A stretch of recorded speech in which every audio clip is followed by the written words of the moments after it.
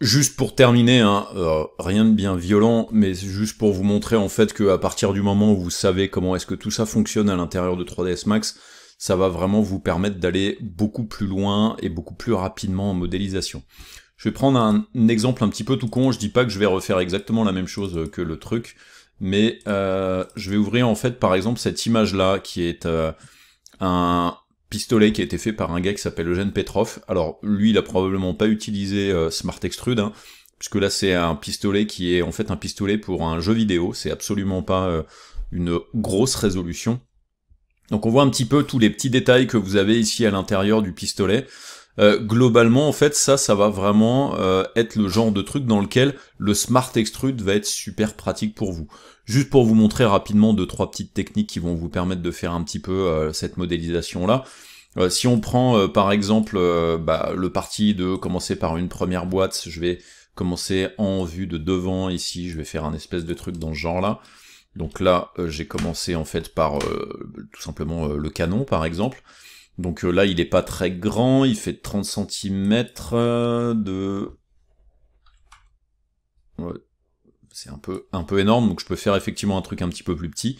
Je vais juste passer en unit setup, pas en mètres, mais en centimètres, ça sera mieux. Comme ça, je pourrais lui donner des dimensions précises. Clairement, je pense qu'un pistolet, ça doit peut-être faire 3 cm de large par une hauteur, là, peut-être de 4-5 cm, ouais, 10 cm là, et 3-4 cm de haut, comme ça, voilà, plutôt un truc dans le genre là. Je vais agrandir. Là, bien entendu, je vais juste l'appeler pistolet. Et ensuite, si on regarde un petit peu le design du pistolet, on voit qu'ici, il y a des petits chanfreins sur le haut. Ça fait un petit chanfrein ici, alors que là, c'est très carré. Donc en fait, on pourrait commencer par la modélisation du début du truc. Là, le but du jeu, c'est pas de refaire juste exactement la même chose, c'est juste pour vous montrer quel pourrait être le processus de fabrication dans lequel vous rentreriez. Donc je vais lui mettre un edit poly comme d'habitude, et puis là, par exemple, je pourrais déjà commencer en fait à faire mes chanfreins ici, et lui faire un petit chamfer ici dans les options de chanfrein.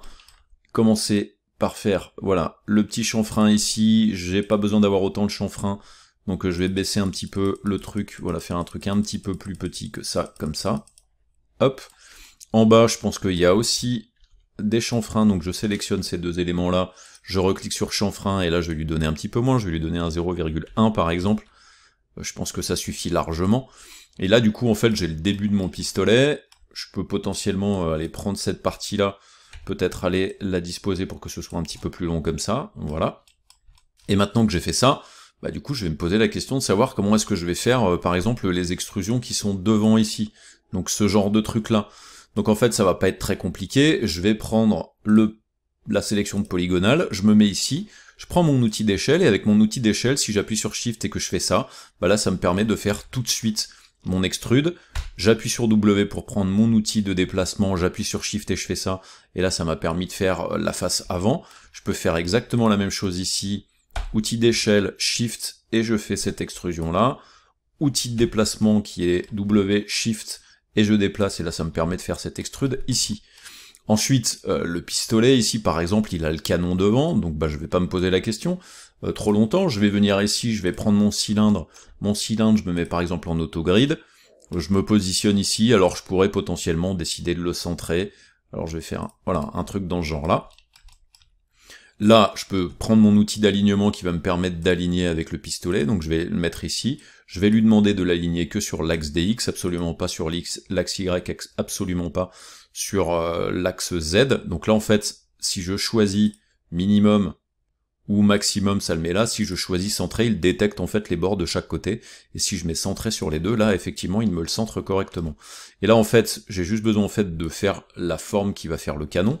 Donc regardez, je vais juste baisser en fait le nombre de segments dans la hauteur, j'en ai pas besoin d'autant, je vais baisser la hauteur aussi parce que ça sert à rien que j'ai un truc aussi gros, et là ensuite je viens ici sur ma géométrie, je fais attache, je clique sur cette partie-là, et maintenant si on reprend exactement les techniques que je vous ai montrées précédemment, je vais sélectionner d'abord le polygone qui est ici, j'appuie sur Shift, je déplace, regardez, la connexion se fait tout de suite.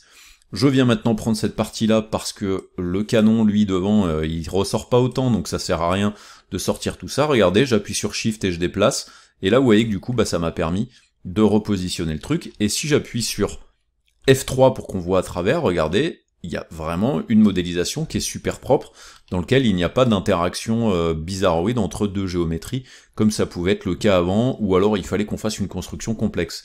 Là maintenant, ma sélection est encore faite ici, je peux appuyer sur R pour être en outil d'échelle, et là regardez, je fais ça, une échelle avec Shift appuyé, j'appuie sur W, et avec W maintenant, qu'est-ce que je fais? Bah, je fais ça, et là ça me permet de faire l'intérieur de mon canon par exemple. Assez cool. Ensuite, il y a des petites autres choses que je pourrais faire par exemple. Là par exemple, je pourrais décider de sélectionner cette partie-là ici, et là de faire un connect avec peut-être 2 segments ici. Pourquoi? Parce que sur mon pistolet ici, bah vous voyez qu'il y a ces espèces de décrochements qui sont présents ici. Donc là en fait, le truc que je pourrais faire, c'est je fais effectivement mes 2 segments, je fais ça. Ensuite, il y a une petite pente, donc je vais prendre ce segment-là, je vais venir prendre mon outil d'échelle, avec mon outil d'échelle, je vais venir me centrer ici, et là ça va me permettre de faire mon écart, et là regardez maintenant, je vais sélectionner ce polygone-là, je prends mon outil de déplacement, j'appuie sur Shift, je fais ça, et regardez, là j'ai déjà fait le dessus en fait de mon pistolet. Donc là, clairement, en fait, la construction, ça va être un autre délire, hein, avec cette modélisation-là, là vous voyez qu'en fait on a déjà... en quelques secondes, voilà, le bout de notre pistolet, et on a déjà des trucs assez cool. Et après, je pourrais me dire, bah là, je vais venir ici, cette partie-là, je vais la sortir, ça va me permettre de faire cette partie-là ici. Ensuite, pourquoi pas prendre le bout qui est ici, regardez, j'appuie sur Shift et je fais ça. Et là, regardez, bah ça m'a permis de créer ce décalage-là. Et là, du coup, bah je peux venir orienter cette partie-là pour faire la crosse. Ensuite, je me dis, ah ok, mais là du coup j'ai besoin de sortir une géométrie qui va venir faire la connexion polygonale entre là et ici pour faire cette partie-là. Pourquoi pas décider, par exemple, je vais me dire, je réfléchis un peu, hein, les gars, je vais venir ici, je fais une échelle là-dessus, je fais ça, comme ça, hop, j'appuie sur W, je déplace. Regardez, si je déplace, vous voyez que là, j'ai absolument pas de problème de connexion. Je fais la même chose ici, je prends l'outil d'échelle, avec mon outil d'échelle, je fais ça, par exemple. Alors là, je l'ai peut-être fait pas franchement de la bonne solution. Je peux peut-être me mettre en axe local, et en axe local, là, effectivement, ça me permettra de faire un truc un petit peu mieux. Et là, regardez, maintenant, je fais W, je déplace, je fais un truc comme ça, W, je déplace, je fais un truc comme ça. Et là, je peux très bien ensuite venir ici, faire un bridge par exemple, et là du coup, bah, j'ai fait la connexion directement de la partie de mon flingue. Clairement, c'est vraiment un autre délire en termes de modélisation, hein. Vous allez vous en rendre compte, donc après, c'est un outil qui existe depuis pas très longtemps, donc que je maîtrise pas encore totalement à l'intérieur de 3ds Max, hein. Je commence à me pencher dessus doucement, mais ça permet vraiment d'aller extrêmement loin en termes de modélisation. Là, regardez, je peux me dire, ok, mais là, du coup, c'est quand même un petit peu trop large, je vais prendre chacun des éléments de ce côté-là, je prends mon outil d'échelle, je lui demande de bien être centré ici, donc là, par contre, je ne me mets pas en local, hein, je me mets en view, et regardez, là, j'appuie sur Shift, je fais ça, et là, regardez, bah, ça m'a permis, en fait, de réduire cette partie-là.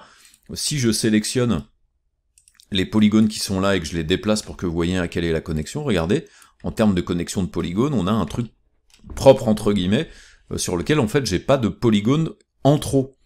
Donc là en fait on a rapidement une construction en fait qui va être extrêmement simple en termes de modélisation. Là par exemple je pourrais décider de faire un truc dans ce genre là, décider de faire une échelle ici, là aussi, faire une échelle comme ça, et après, donc là j'appuie sur Shift, après j'appuie sur W, je fais un truc comme ça, et là du coup bah, j'ai quelque chose qui va être super simple en termes de modélisation.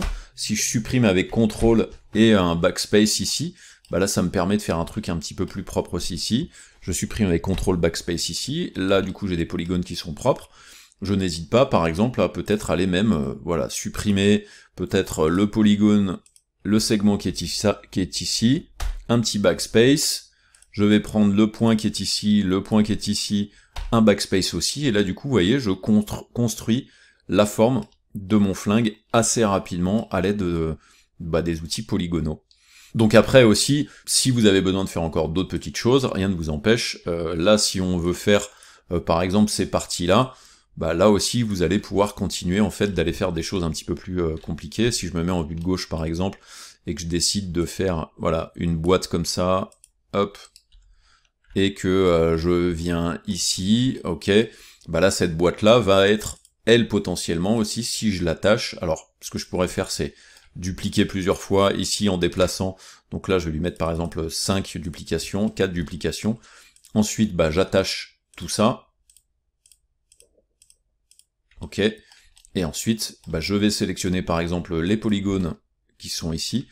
Le plus simple c'est je me mets en vue de face, je sélectionne les polygones qui sont là, j'appuie sur Alt pour désélectionner les polygones qui sont ici, Alt pour désélectionner ceux-ci, du coup ça me permet, vous le voyez en fait, de sélectionner que cette partie-là. Je vais les déplacer, j'appuie sur Shift et je les fais rentrer dedans, donc là regardez, effectivement, il les a fait rentrer dedans, après je vais sélectionner ça, et je vais les déplacer pour les rapprocher, en appuyant sur Shift aussi, donc là du coup ça me permet de faire la découpe, et après je peux même, par exemple, décider si je veux effectivement faire en sorte qu'ils soient pas dans l'axe, je peux faire un truc dans ce genre-là, ok, et après si c'est pas des bosses que je veux, mais des trous, je peux très bien appuyer sur Shift et faire ça, et là regardez, ça m'a permis de faire les trous de ce côté-là.